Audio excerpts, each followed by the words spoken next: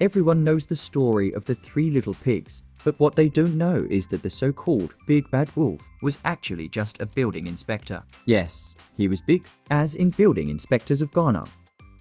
And he wasn't huffing and puffing to be destructive. He was simply trying to uphold the standards of safe construction. The first pig built his home from straw. Lightweight, inexpensive, and completely unstable. No framework. No load-bearing elements. No foundation. When the pig inspector arrived, he knocked politely, ready to assess the property.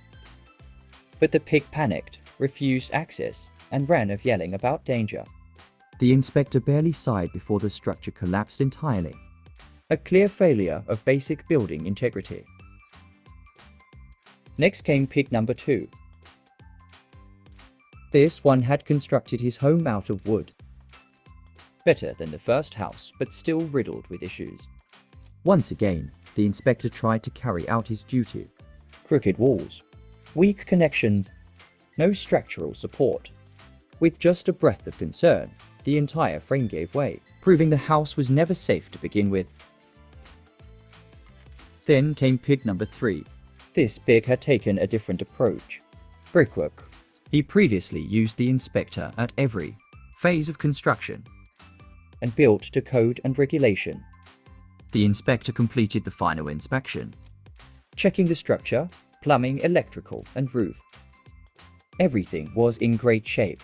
He left behind a detailed inspection report and went on with his day. But despite doing his job by the book, the wolf was labeled bad, misunderstood, misquoted, misrepresented. Because in truth, he wasn't there to tear things down. He was there to make sure they were built right from the start. So, the next time you hear about the Big Bad Wolf, remember, he may just be a big inspector trying to keep home standing strong. Building inspectors of Ghana, we don't huff and puff, we assess and report.